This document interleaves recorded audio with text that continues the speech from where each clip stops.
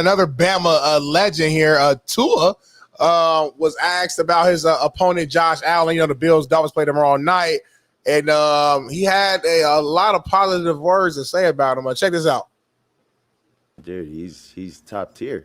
If it's not with his arm, it's with his legs. That dude can do literally anything he wants. So, definitely different skill set for me. I can't do half of what he does when it comes to running the ball and any of that. And then with how he can just fuck it, chuck a ball down the field, with how far and the arm strength that he has. He's supreme when it comes to that. So it's gonna be fun. Get to see him, get to play him again, and we'll see. Real quick, I guess as a competitor, and maybe I'm tripping, you play this guy tomorrow. And I get like showing respect. That's, of course, you show respect, you show love. But he literally just said, hey, man, Josh Allen, this guy's way better than me.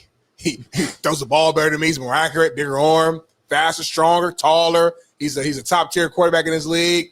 I mean, this guy he doesn't matter who he has out there at wide receiver. He makes plays. I can never do that. Like, you as a quarterback, AJ, maybe I'm tripping.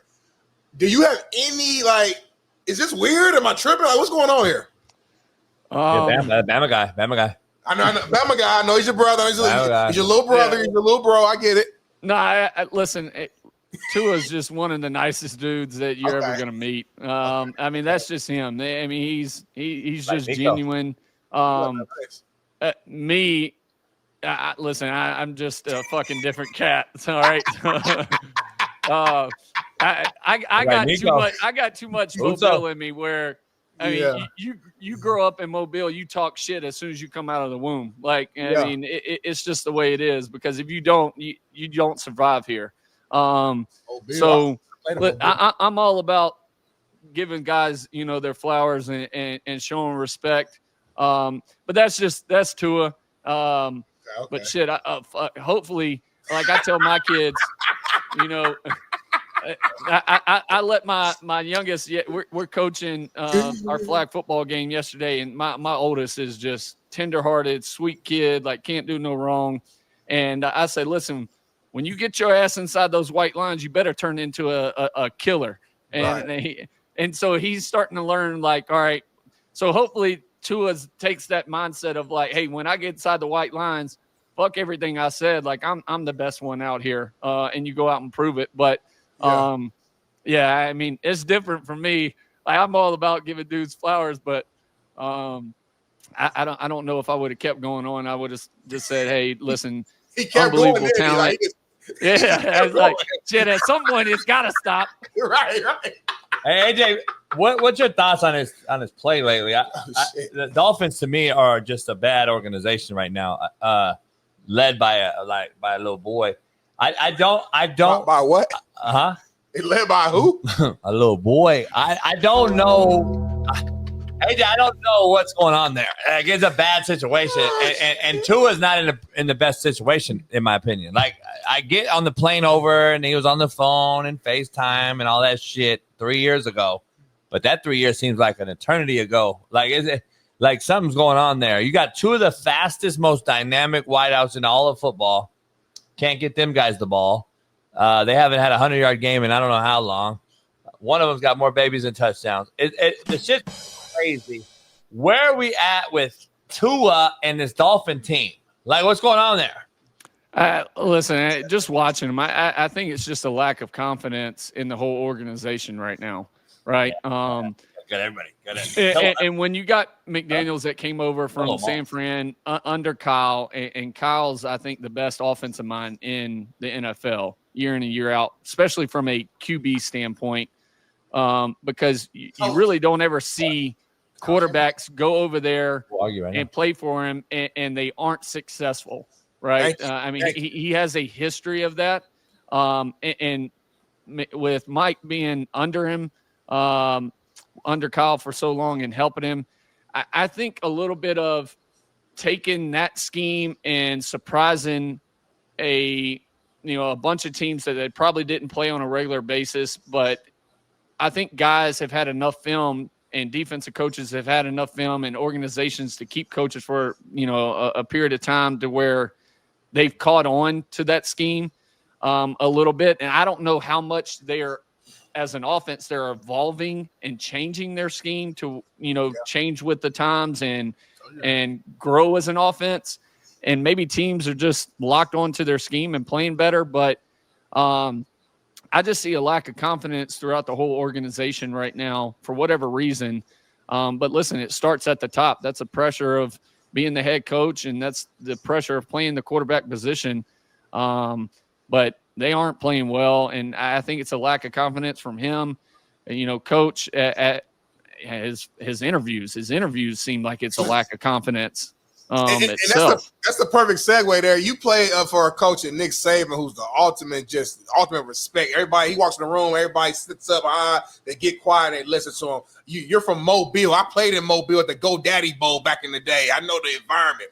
Tough, hard-nosed is different. What would you do if this was your leader? Play this clip real quick, Bailey. If this was your leader, how you playing? To win games, you have to win the game, not lose the game.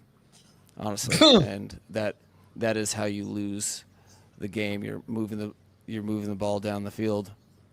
You're 1st and 10, and then you find yourself at 2nd and 20. That was critical. I can't look at the guy too much longer. I'm gonna be honest, I can't do it. He's a little boy. I can't look at him. His shoulder, his presence, his body style type. I see little boy, man. How he dresses, the one leg up and down, the vape pen. Everything screams, little boy. AJ, I don't understand what we're doing in the NFL anymore. Like, this is the leader of men. I got a real question. We might have a break the internet video again real quick. It's a real question. Analytical. This is me. No, for real. I'm being analytical, AJ. I wouldn't put you on. AJ, funny as AJ, this gonna be a very good conversation. It's gonna be very deep. I don't think anybody in the chat's gonna understand what I'm about to say. Insight on this because he was at Alabama. How difficult do you think his struggles are? See, you thought I was doing bullshit. I'm being serious.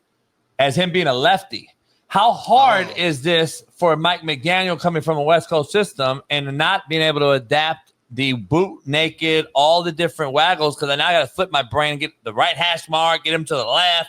How hard is it to completely change your mindset to a left-handed thinking play caller? I've had a lefty. We know lefties are different. I don't care. Anybody out there can say what they want. It's fucking completely different. Everything's opposite. I got to move my right tackle to left tackle. I got to slide the protection this way. I got to worry about now my right tackle is my big time tackle.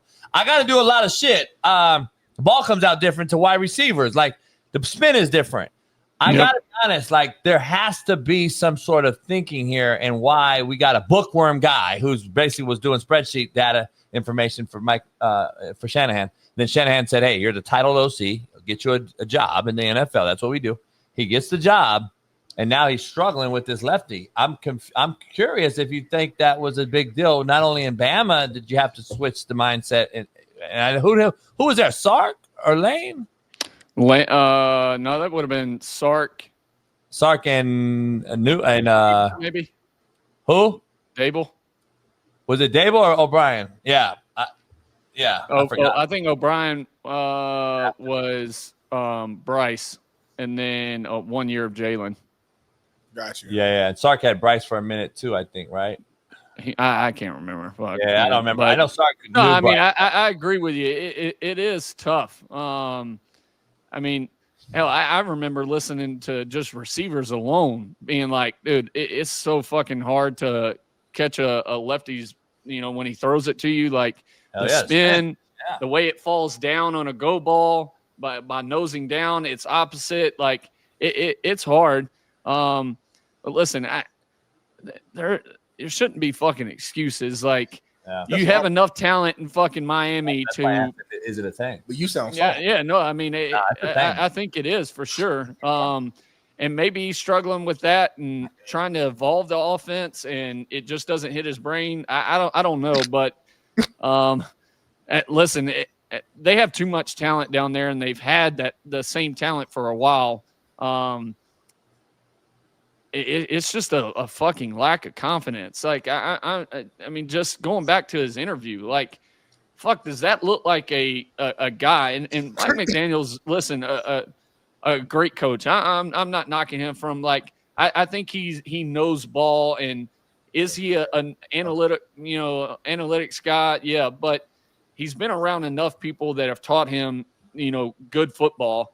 But there's also a ton of guys that are OCs that are listed as OCs that are not play callers, and then when they become play callers, it doesn't work out for them because, I mean, you look at all the great head coaches that actually call plays. They've had to evolve and change so people don't catch on to their schemes. Kyle Shanahan, Andy Reid, like you can name.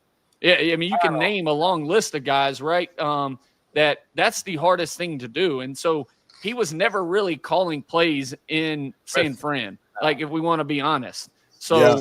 I mean, it's the same way with Bieniemy in Kansas City. Bieniemy, anybody you knew in the organization would say Bieniemy doesn't call shit. Okay, I said it. Everybody said I was a liar and a hater. No, it was known, and it was also known that Andy Reid called the plays. He also had a guy that was under Bieniemy that was maybe the QB coach or receivers coach that he thought was better than Bieniemy and smarter. And so he was trying to push Bieniemy to get a head coaching job and get out of there so he could hire this dude to be in that spot because that was his next guy, his protege. So a lot of that goes on in the league that people don't understand, that when you're listed as an OC on a guy that on a coaching staff where the head coach is actually the fucking play caller, you don't call plays. You might call plays in the preseason, and the coach is letting you get experience. But when it comes to fucking nut cutting time, you ain't calling plays. You're going to sit there in base or coach there in nickel or coach there in dime, and that's what you do.